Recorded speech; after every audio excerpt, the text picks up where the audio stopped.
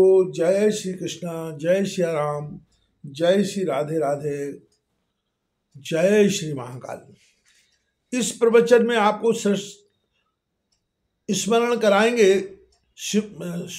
इस प्रवचन में आपको श्रवण कराएंगे सृष्टि के विस्तार का वर्णन।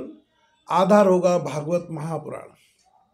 श्री मैत्रेय जी ने कहा, विदुर जी, जहाँ तक मैंने आपको भगवान की बाल रूप महिमा सुनाई, अब जिस प्रकार ब्रह्मा जी ने जगत की रचना की वह सुनिए। सबसे पहले उन्होंने अज्ञान की 5 वृत्तियां तम, अविद्या, मोह, अस्मिता, महामोह, राग, तमिष्ट, द्वेष और अंधता, मिश्र, अभिनिवेश रची। किंतु इस अत्यंत पापमयी सृष्टि को देखकर उन्हें प्रसन्नता नहीं हुई। तब उन्होंने अपने मन को भगवान के ध्यान से पवित्र कर उससे दूसरी सृष्टि रची। इस बार ब्रह्मा जी ने सनक, सनंदन, सनातन और सनत कुमार, ये 4 निवृत्ति प्रायण ऊर्ध्वरेता मुनि उत्पन्न किए। अपने इन पुत्रों से ब्रह्मा जी ने कहा, पुत्रों, तुम लोग सृष्टि उत्पन्न करो। किंतु वे जन्म से ही मोक्ष मार्ग के निवृत्ति मार्ग का अनुसरण करने वाले और भगवान के ध्यान में तत्पर थे, इसलिए उन्होंने ऐसा करना नहीं चाहा। जब ब्रह्मा जी ने देखा कि मेरी आज्ञा न मानकर वे मेरे पुत्र मेरा तिरस्कार कर रहे हैं, तब उन्हें असह्य क्रोध हुआ। उन्होंने उसे रोकने का प्रयत्न किया, किंतु बुद्धि द्वारा उनके बहुत रोकने पर भी वह क्रोध तत्काल प्रजापति की भुवों के बीच में से एक नील लोहित, नील और लाल रंग के बालक के रूप में प्रकट हो गया। वे देवताओं के पूर्वज भगवान भव रुद्र रो रोकर कहने लगे, जगत पिता विधाता, मेरे नाम और रहने के स्थान बतलाइए। जब कमल योनि भगवान ब्रह्मा ने उस बालक की प्रार्थना पूर्ण करने के लिए मधुर वाणी में कहा, रो मत, मैं अभी तुम्हारी इच्छा पूरी करता हूँ। देवश्रेष्ठ, तुम जन्म लेते ही बालक के समान फूट फूट कर रोने लगे, इसलिए तुम्हें रुद्र नाम से पुकारेगी। तुम्हारे रहने के लिए मैंने पहले से ही हृदय, इंद्रिय, प्राण, आकाश, वायु, अग्नि, जल, पृथ्वी, सूर्य, चंद्रमा और तप ये स्थान रच दिए।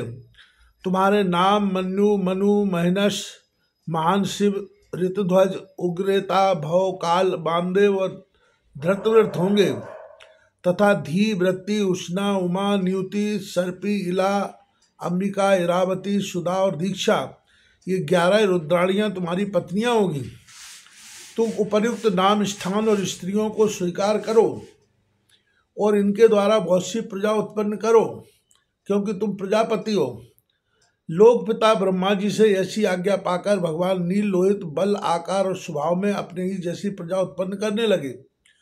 भगवान रुद्र के द्वारा उत्पन्न हुए उन रुद्रों की असंख्य यूथ बनाकर सारे संसार को भक्षण करते देख ब्रह्मा जी को बड़ी शंका हुई। तब उन्होंने रुद्र से कहा, सुरश्रेष्ठ, तुम्हारी प्रजा तो अपनी भयंकर दृष्टि से मुझे और सारी दिशाओं को भस्म किए डालती है, अतः ऐसी सृष्टि और न रचो। तुम्हारा कल्याण हो। अब तुम समस्त प्राणियों को सुख देने वाले तप करो, फिर उस तप के प्रभाव से ही तुम पूर्ववत इस संसार की रचना करना। पुरुष तप के द्वारा ही इंद्रियातीत सर्वांतर्यामी ज्योति स्वरूप श्री हरि को सुगमता से प्राप्त कर सकता है। श्री मैत्रेय जी कहते हैं, जब ब्रह्मा जी ने ऐसी आज्ञा दी तब रुद्र ने बहुत अच्छा कहकर उसे सिरोधार किया और फिर उनकी अनुमति लेकर तथा उनकी परिक्रमा करके वे तपस्या करने के लिए वन को चले गए। इसके पश्चात जब भगवान की शक्ति से संपन्न ब्रह्मा जी ने षष्ठी के लिए संकल्प किया, तब उनके 10 पुत्र और उत्पन्न हुए। उनसे लोक की बहुत वृद्धि हुई। उनके नाम मरीच, अत्रि, अंगिरा, पुलस्त्य, पुलय, क्रतु, भृगु, वशिष्ठ, दक्ष और 10वें नारद थे। इनमें नारद प्रजापति ब्रह्मा जी की गोद से, दक्ष अंगूठे से, वशिष्ठ प्राण से, भृगु त्वचा से, ऋतु हाथ से, पुलय नाभि से, पुलस्त ऋषि कानों से, अंगिरा मुख से, अत्रि नेत्रों से और मरीच मन से उत्पन्न हुए। फिर उनके दाएं स्तन से धर्म उत्पन्न हुआ, जिसकी पत्नी मूर्ति से सत्यनारायण अवतीर्ण हुए। तथा उनकी पीठ से अधर्म का जन्म हुआ और उससे संसार को भयभीत करने वाली मृत्यु पैदा हुई। इसी प्रकार ब्रह्मा जी के हृदय से काम, भौं से क्रोध, नीचे के ओंठ से लोभ, मुख से वाणी की अधिष्ठात्री देवी सरस्वती, लिंग से समुद्र, गुदा से पाप का निवास स्थान, राक्षसों का अधिपति निवृत्ति, छाया से देवहूति के पति भगवान करदम जी उत्पन्न हुए। इस तरह यह सारा जगत करता ब्रह्मा जी के शरीर और मन से उत्पन्न हुआ है।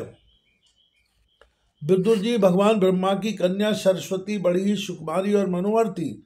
हमने सुना है कि एक बार उन्हें देखकर ब्रह्मा जी काम मोहित हो गए थे।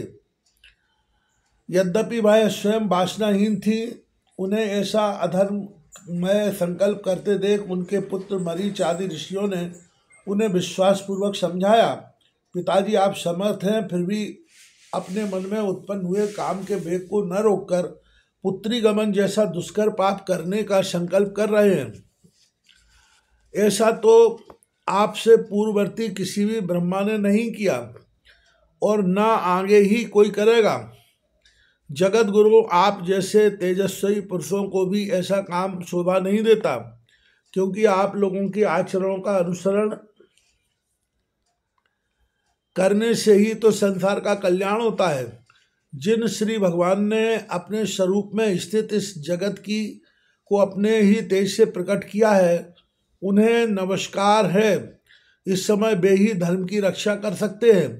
अपने पुत्र मरीच आदि प्रजापतियों की अपने सामने इस प्रकार कहते हुए देख प्रजापतियों के पति ब्रह्मा जी बड़े लज्जित हुए और उन्होंने उस शरीर को उसी समय छोड़ दिया। तब उस घोर शरीर को दिशाओं ने ले लिया, वही कोहरा हुआ जिसे अंधकार भी कहते हैं। एक बार ब्रह्मा जी यह सोच रहे थे कि मैं पहले की तरह सुव्यवस्थित रूप से सब लोगों की रचना किस प्रकार करूं। इसी समय उनके 4 मुखों से 4 वेद प्रकट हुए। इनके सिवा उपवेद, न्यायशास्त्र, होता, उद्गाता, अर्धु और ब्रह्मा, इन 4 ऋतुजों के कर्म, यज्ञों का विस्तार, धर्म के 4 चरण और चारों आश्रम तथा उनकी वृत्तियां, ये सब भी ब्रह्मा जी के मुखों से ही उत्पन्न हुए हैं। विदुर जी ने पूछा, तपोधन विश्वंभर रचयिताओं के स्वामी ब्रह्मा जी ने जब अपने मुख में इन वेदादि को रचा तो उन्होंने अपने किस मुख से कौन वस्तु उत्पन्न की, यह आप कृपा करके मुझे बतलाइए। श्री मैत्रेय जी ने कहा, विदुर जी, ब्रह्मा ने अपने पूर्व, दक्षिण, पश्चिम और उत्तर के मुख से क्रमशः ऋग, यजु, साम और अथर्ववेदों को रचा तथा इसी क्रम से शस्त्र, होता का कर्म, इज्जा, अर्धवायु का कर्म, स्तुति, स्तोम, उद्गाता का कर्म और प्रायश्चित, ब्रह्मा का कर्म, इन चारों की रचना की। इसी प्रकार आयुर्वेद, चिकित्सा शास्त्र, धनुर्वेद, शस्त्र विद्या, गंधर्ववेद, संगीत शास्त्र और स्थापत्य वेद, शिल्प विद्या, इन 4 उपवेदों को भी क्रमशः उन पूर्वाद मुखों से ही उत्पन्न किया। फिर सर्वदर्शी भगवान ब्रह्मा ने अपने 4 मुखों से इतिहास, पुराण, पुरुष, 5वां वेद बनाया। इसी क्रम से षोडशी और उक्त, चयन और अनिष्टोम, आत्तोयाम और आतिरात तथा वाजपेयी एवं गौशव, ये 2 याग भी उनके पूर्वादि मुखों से ही उत्पन्न हुए। विद्या, दान, तप और सत्य, ये धर्म के 4 पाद और वृत्तियों के सहित 4 आश्रम भी इसी क्रम से प्रकट हुए। सावित्र, प्रजापात्र, व्राह्य और बृहत, ये 4 वृत्तियां ब्रह्मचारी की हैं तथा वार्ता, संचय, शालीन और श्लोक्ष, ये 4 वृत्तियां गृहस्थ की हैं। इस प्रकार वृत्ति भेद से वैखानस, बालिखिल, औदंबर और फैनप, ये 4 भेद वानप्रस्थों के तथा कुटीचक, बहुदक, हंस और निष्क्रिय परमहंस, ये 4 भेद सन्यासियों के हैं। इसी क्रम से आन्वीक्षिका, त्रयी, वार्ता और दंड नीति, ये 4 विद्याएं तथा 4 व्याहतियां श्री भी ब्रह्मा जी के 4 मुखों से ही उत्पन्न हुई हैं तथा उनके हृदयाकाश से ओमकार प्रकट हुआ। उनके रोमों से उष्णिक, त्वचा से गायत्री, मांस से त्रिष्टुप, स्नायु से अनुष्टुप अस्थियों से जगती, मज्जा से पंक्ति और प्राणों से बहती छंद उत्पन्न हुआ। ऐसे ही उनका जीव, स्पर्श, वर्ण, कवर आदि 5 कर्म और देह, स्वर, वर्ण, आकार आदि कहलाया। उनकी इंद्रियों को ऊष्मण, शाहा और बल को अंतस्तः यारा लावा कहते हैं, तथा उनकी क्रीड़ा से निषाद, ऋषभ, गंधार, षटज, मध्यम, दैवत और पंचम ये 7 स्वर हुए। ये तात ब्रह्मा जी शब्द ब्रह्मस्वरूप है। ये बैखरी रूप से व्यक्त और ओंकार रूप से अव्यक्त है, तथा उनसे पर जो सर्वत्र परिपूर्ण परब्रह्म है, वही अनेकों प्रकार की शक्तियों से विकसित होकर इंद्रादि रूपों में भास रहे हैं। बुद्धुर जी, ब्रह्मा जी ने पहला कामासक्त शरीर जिससे कोहरा बना था छोड़ने के बाद दूसरा शरीर धारण करके विश्व विस्तार का विचार किया। वे देख चुके थे कि मरीच आदि महान शक्तिशाली ऋषियों से भी सृष्टि का विस्तार अधिक नहीं हुआ है। अतः वे मन ही मन पुनः चिंता करने लगे, अब बड़ा आश्चर्य है, मेरे निरंतर प्रयत्न करने पर भी प्रजा की वृद्धि नहीं हो रही है।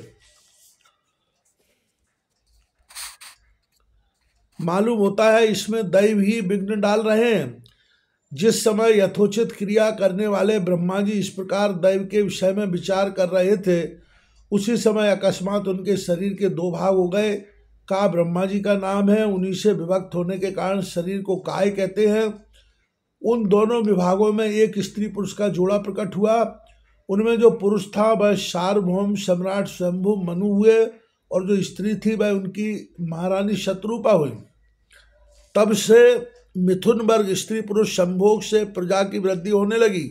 महाराज स्वयंभू मनु ने संत शत्रुपा से 5 संतानें उत्पन्न की। साधु शिरोमणि विदुर जी, उनमें प्रियव्रत और उत्तानपाद 2 पुत्र थे, तथा आकुति, देवहूति और प्रसूति 3 कन्याएं थी।